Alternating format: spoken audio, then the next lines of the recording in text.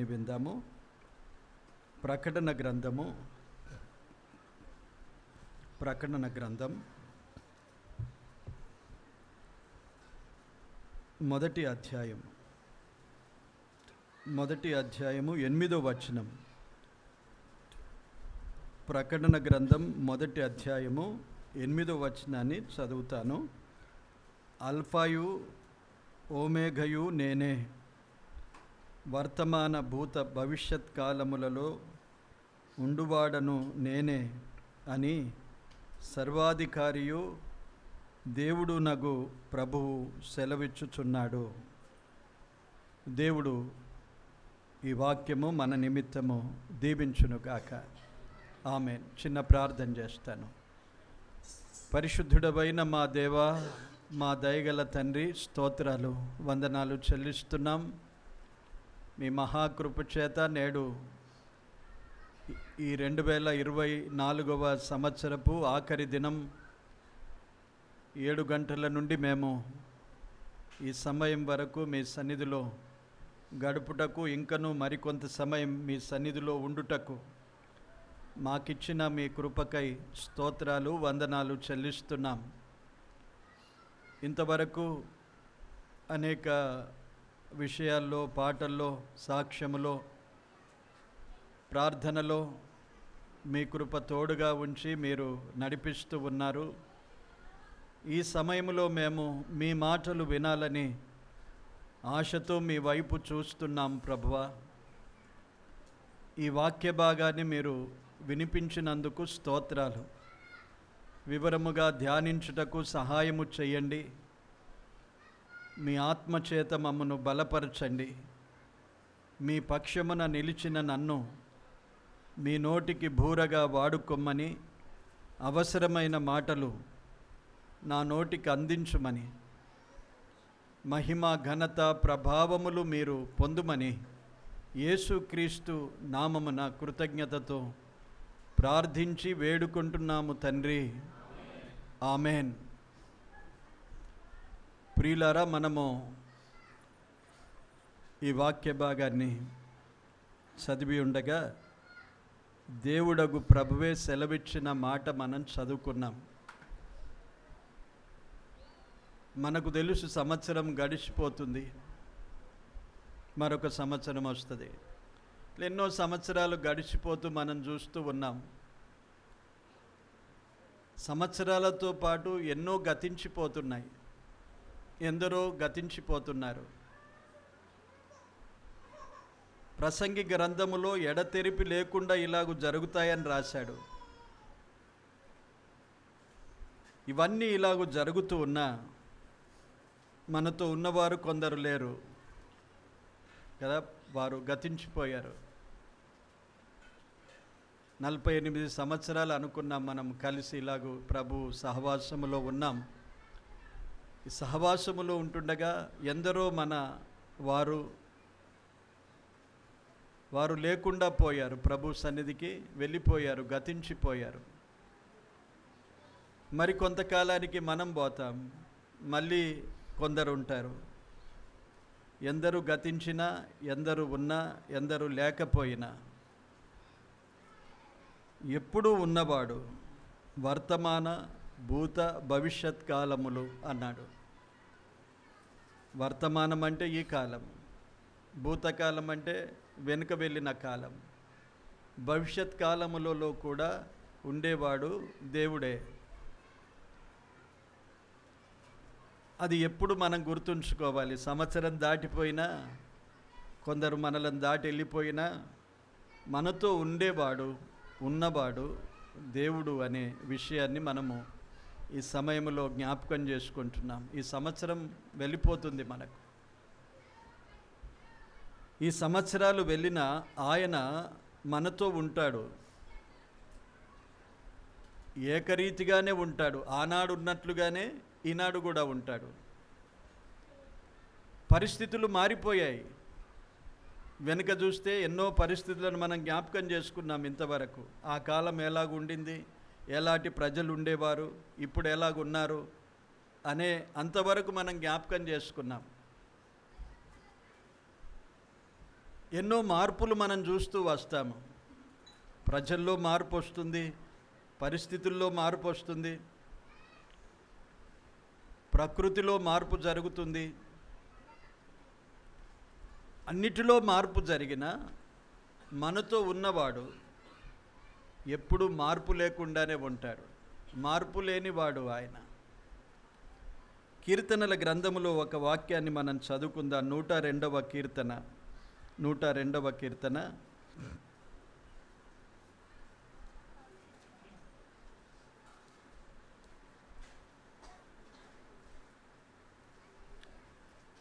24వ వచనం చూద్దాము. 2వ భాగము నుండి. నీ సంవత్సరములు తరతరములుండును, ఆది యందు నీవు భూమికి పునాది వేసితివి, ఆకాశములు కూడా నీ చేతి పనులే. అవి నశించును గాని నీవు నిలిచి ఉందువు, అవి అన్నియు వస్త్రము వలె పాతగిల్లును. ఒకడు అంగవస్త్రమును తీసివేసినట్లు నీవు వాటిని తీసివేయుదువు, అవి మార్చబడును. నీవు ఏకరీతిగా ఉండువాడవు, నీ సంవత్సరములకు అంతము లేదు అన్నాడు. ఇవన్నీ మార్చబడతాయి, పాతగిల్లిపోతాయి, నిలిచిపోతాయి. కానీ దేవుడు మాత్రము ఏకరీతిగానే ఉంటాడు. భూతకాలములో ఉన్నట్లుగానే వర్తమాన కాలములో ఉంటాడు. వర్తమాన కాలములో ఉన్నట్లుగానే భవిష్యత్ కాలములో కూడా ఉంటాడు. ముందు దినాల్లో దేవుడు ఎలాగుంటాడు అనుకోవడానికి ఏమి విచిత్రమే. ఇప్పుడు ఎలాగున్నాడో అలాగే ఉంటాడు. ఆయనలో మార్పు ఉండదు. మనుషులలో మార్పు జరుగుతుంది, ప్రకృతిలో మార్పు జరుగుతుంది, సమస్తము మారిపోతాయి. కానీ దేవుడు మాత్రము మారిపోనివాడు, మారనివాడు. ఆ మారని దేవుడు ఉన్నవాడు అన్నాడు. ఆ దేవుడు ఎలాగూ లోకానికి తెలియజేసుకున్నాడు, ఎలాగూ తన్ను తాను ఆయన ప్రత్యక్షపరుచుకున్నాడు. 3 మాటలు మనము చూస్తాం. అబ్రహాముతో మొట్టమొదటిగా తనను ఎలాగూ పరిచయం చేసుకున్నాడు, ఎలాగూ చెప్పాడంటే ఆదికాండం 17వ అధ్యాయం చూడండి. తనను గూర్చి ఏమని చెప్పుకున్నాడు, తానెవరు అనే విషయాన్ని అబ్రహాముకు ఎలా బయలుపరిచాడో ఆ మాట చూద్దాం. చూడండి 17వ అధ్యాయము ఆదికాండము 1వ వచనం. ఆదికాండము 17వ అధ్యాయము 1వ వచనము. అబ్రాము 99 ఏండ్లవాడైనప్పుడు యెహోవా అతనికి ప్రత్యక్షమై ఏమని చెప్పుకున్నాడు, నేను సర్వశక్తిగల దేవుడను అన్నాడు. ఆ దేవుడు ఎలాగూ ప్రత్యక్షపరుచుకున్నాడు, ఎలాగూ తెలియజేసుకున్నాడు. ఎవరు అనడానికి దేవుడు సర్వశక్తిగల దేవుడు ఆయన. మోషేతో ఒక మాట చెప్పాడు చూడండి. నిర్గమాకాండము 3వ అధ్యాయం. నిర్గమాకాండము 3వ అధ్యాయము 14వ వచనం చూడండి. అందుకు దేవుడు అనువాడనై ఉన్నాను అన్నాడు. నీ పేరేంటి అని అడిగాడు మోషే. అబ్రహాము అడగక ముందే దేవుడు చెప్పేశాడు, నేను సర్వశక్తిగల దేవుడను. మోషే అడిగాడు, నీ పేరేంటి, నన్ను దర్శించావు, నన్ను పొమ్మంటున్నావు, ఎవరు నీవు అన్నప్పుడు నేను ఉన్నవాడను అనువాడను. దేవుడు ఉన్నవాడు. భూత వర్తమాన భవిష్యత్ కాలములలో ఉన్నవాడు సెలవిచ్చుచున్నాడు అని చదివాం కదా. ఉన్నవాడను అనే దేవుడు సర్వశక్తిగల దేవుడు. ఇర్మియా గ్రంథము 31వ అధ్యాయములో మరొక మాట ప్రభువు తెలియజేశాడు చూడండి. 35వ వచనం. 31వ అధ్యాయము 35వ వచనములో ఆఖరి మాట, యెహోవా ఆ మాట సెలవిచ్చుచున్నాడు, సైన్యములకు అధిపతియగు యెహోవా అని ఆయన, సైన్యములకు అధిపతి అని యెహోవా అని ఆయనకు పేరు. చూడండి దేవుడు ఎలాగూ రివీల్ చేసుకున్నాడు, తను తాను బయలుపరుచుకున్నాడు. సర్వశక్తి గల దేవుడు, ఉన్నవాడను అనే దేవుడు, సైన్యములకు అధిపతి అయిన దేవుడు. ఇప్పుడు మనతో ఉన్నవాడు ఈ దేవుడే. మార్పు లేదు ఆయనలో. ఆనాడు చెప్పాడు ఉన్నవాడను, ఇప్పుడు కూడా ఉన్నవాడే.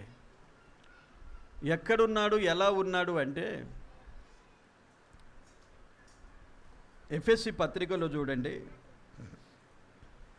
ఇక్కడ కూడా 4వ అధ్యాయం 4వ అధ్యాయములో 6వ వచనం చదవండి.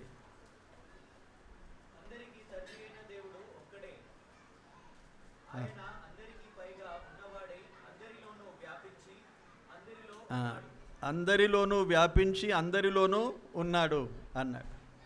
సో దేవుడు ఎక్కడ ఎలా చూడు, తరాలు సంవత్సరాలు గతించినా ఆయనలో మార్పు లేదు. మనం మారిపోతాం, ప్రతి సంవత్సరానికి ఒక రిజల్యూషన్, మారిపోతాం మళ్ళీ కదా. ఈ సంవత్సరం ఈరోజు ఎంతో శ్రద్ధగా వస్తాం, దినాలు మారిపోతున్నాయి, కానీ దేవుడు ప్రతిరోజు అలాగే ఉన్నాడు నీ దగ్గర. ఈరోజు ఒక్కరోజే ఆయనతో మాట్లాడుకొని చెప్పుకుంటే సరిపోదు. ఎవ్రీడే, ప్రతిరోజు డేట్స్ మారిపోతాయి, సంవత్సరపు లెక్కలు మారిపోతాయి, కానీ ఆయన మారడు. నిన్న ఉన్నట్లుగానే నీతో ఉంటాడు, ఈరోజు ఉన్నట్లుగానే రేపు ఉంటాడు. ఆ దేవుని సన్నిధిలో మనం మారకుండా జీవించాలి. ఆయన మార్పు లేనివాడు, ఏకరీతిగా ఉన్నవాడు ఎప్పుడూ ఉండేవాడే, అందరిలోనూ ఉన్నవాడు అన్నాడు. ఎంత మంచి మాటలు ఇవి. ఈ దేవుడు ఎలాంటివాడు? అక్కడే ప్రకటన గ్రంథములో రాశాడు చూడండి. ప్రకటన గ్రంథములో కూడా ఈ దేవుడు ఎలాంటివాడు అనే మరొక మాట చెప్పాడు. ఒకటి ఉన్నవాడను అన్నాడు, రెండవది సర్వాధికారి అయిన దేవుడు అన్నాడు. సర్వాధికారం ఉన్నది ఆయనకు. ఇలాంటి దేవుడు మనతో ఉన్నాడు. ఈ సంవత్సరం గతించినా పర్వాలేదు, మనతో దేవుడు ఉంటాడు. వచ్చే సంవత్సరంలో కూడా అదే దేవుడు ఉంటాడు. మరొక సంవత్సరాన్ని గురించి మనము చింతపడే లేక ఏదో ఒక ఆశ్చర్యపడే అవసరం ఏమీ లేదు. ఆ ప్రభు మనతో ఉంటే చాలు అనేది మనము కలిగి ఉండాలి. ఆ ప్రభు ఉన్నాడు. ఆయన సర్వశక్తి గల దేవుడు. ఉన్నవాడను అనేవాడు సర్వశక్తి గల దేవుడు. ఎందుకు? ఆయన సర్వాధిపతి, ఆయన సర్వాధికారి. ఇవన్నీ మాటలున్నాయి కొలస్సై గ్రంథములో. ఆయన సమస్తానికి ఆధారభూతుడు ఆయనే. యోహాను సువార్తలో 10వ అధ్యాయంలో 5వ అధ్యాయంలో నాకు సర్వాధికారము ఉన్నది అన్నాడు. నా ప్రాణము పెట్టుటకు మరలా దానిని తీసుకొనుటకు నాకు అధికారము కలదు అన్నాడు. వీటన్నిటి మీద అధికారము కలిగిన దేవుడు ఆయన ఉన్నవాడు, మనతో ఉన్నాడు. ఈ ఆదరణ మనకెంతో గొప్పది. ఎక్కడో లేడు, ఆయన మనలో ఉన్నాడు అని కూడా రాశాడు కదా. మనలో ఉన్నాడు. యోహాను భక్తుడు ఇలా రాశాడు మొదటి పత్రిక 4వ అధ్యాయంలో, మీలో ఉన్నవాడు లోకములో ఉన్నవానికంటే గొప్పవాడు. ఏం చేశాడు? ఆడికే మనం ముగించద్దు, దాని తర్వాత ఇంకా బాగా బలమైన మాట ఉన్నది.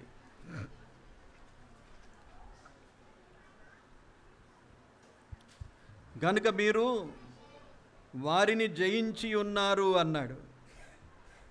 ఆయన గొప్పవాడు గనుక, మనలో ఉన్నవాడు గనుక మనము వారిని జయించి ఉన్నాము. ఎవరిని? అక్కడ కొందరిని గూర్చి రాశాడు. అపవాది, లోకములో ఉన్నవారిని జయించే శక్తి ఆయన మనతో ఉన్నవాడు. సర్వశక్తి గల దేవుడు, సర్వాధికారం కలిగిన దేవుడు, సర్వాధిపతి అయిన దేవుడు మనలో ఉన్నవాడు. ఆ మనలో ఉన్నవానిని బట్టి మనము జయించగలుగుతాం. నూతన సంవత్సరంలో ఏ పరిస్థితులు వచ్చినా జయించడానికి మనలో ఉన్నవాడు గొప్పవాడు.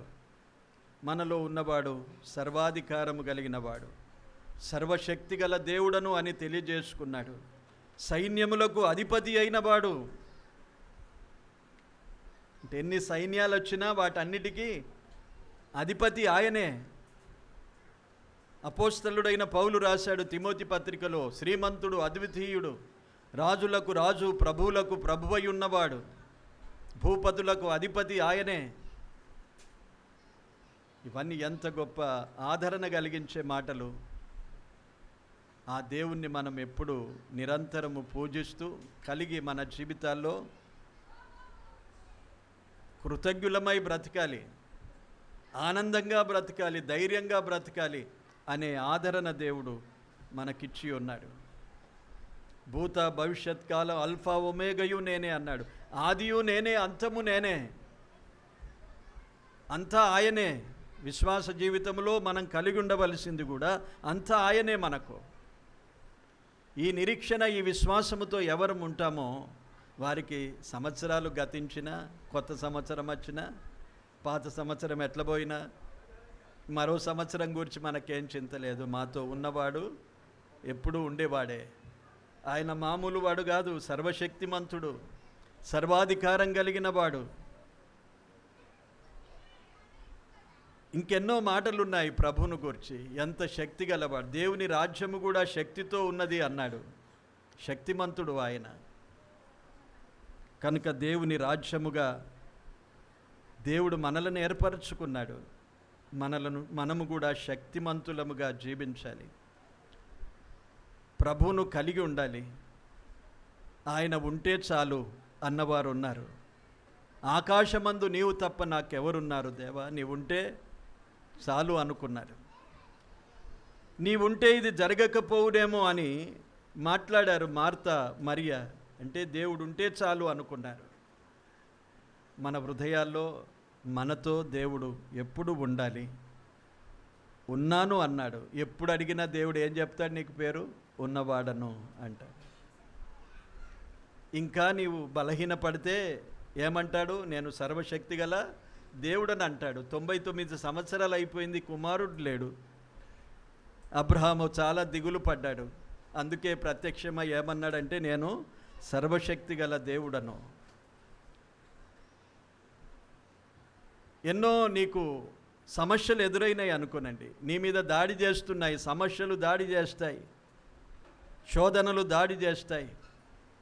నీ మీదికి వచ్చిన అంటే ఒక సైన్యము వలె నీ మీదికి అనేక సమస్యలు మీదికి వచ్చిన సైన్యములకు అధిపతి అయిన దేవుడు అని తను తాను బయలుపరుచుకున్నాడు. ఆయన మనలో ఉన్నాడు గనుక మనం వీటన్నిటినీ జయించగలుగుతాం.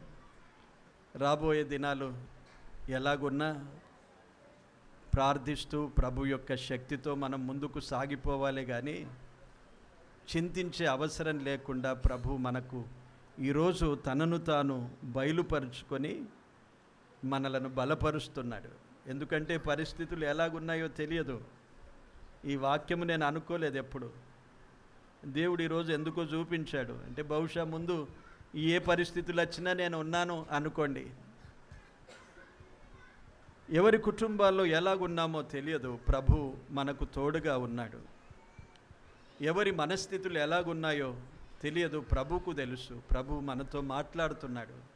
ఆయన సర్వాధికారం కలిగిన దేవుడు. ఆయన సమస్తముపై అధికారము కలిగింది. ఆయన ద్వారానే సమస్తము కలిగింది. చాలా మాటలు చూపించడానికి ఉన్నాయి, కానీ మనం అందరం ఎరుగుదాం ఈ 3 మాటలు. సర్వశక్తిగల దేవుడు ఆయన, ఉన్నవాడు, సైన్యములకు అధిపతి అయినవాడు. ఆయన మనతో ఉన్నాడు, ఎప్పుడు ఉంటాడు. ఏ వాగ్దానం చేశాడు? మత్తయి సువార్త 28వ అధ్యాయము 20వ వచనం చదవండి. అందరం కలిసి చదువుదాం. ఆ వచనం చదివి ముగించుకుందాం.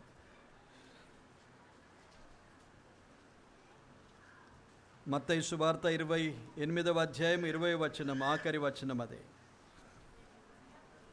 చదువుదామా?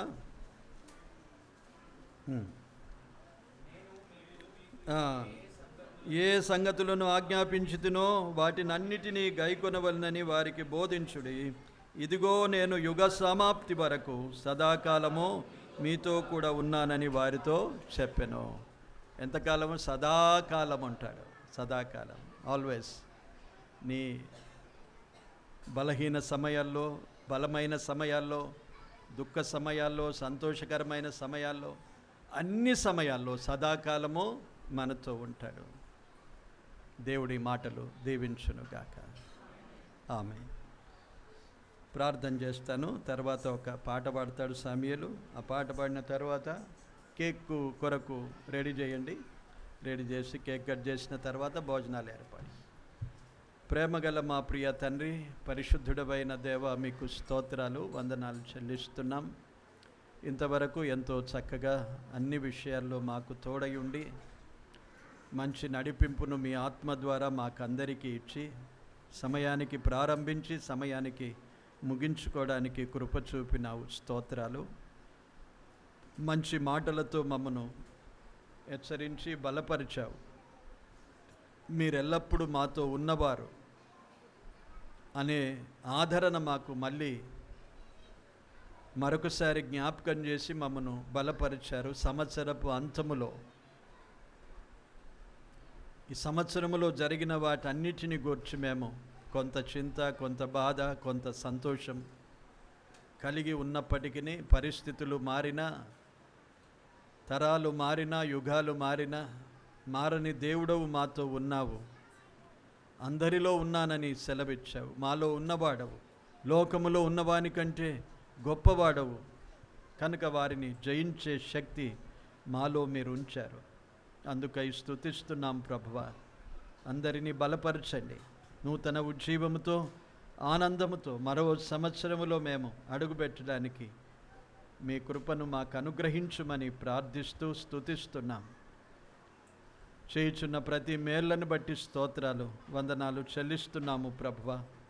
రేపటి కూడిక కొరకును ప్రార్థిస్తున్నాం. ముగించుకొని మా గృహాలకు వెలుచుండగా అందరికీ తోడయుండి క్షేమముగా నడిపించుమని, ముందున్న కార్యక్రమములోనూ తోడయుండుమని యేసుక్రీస్తు నామమున వేడుకొని ప్రార్థిస్తున్నాము తండ్రి. ఆమెన్.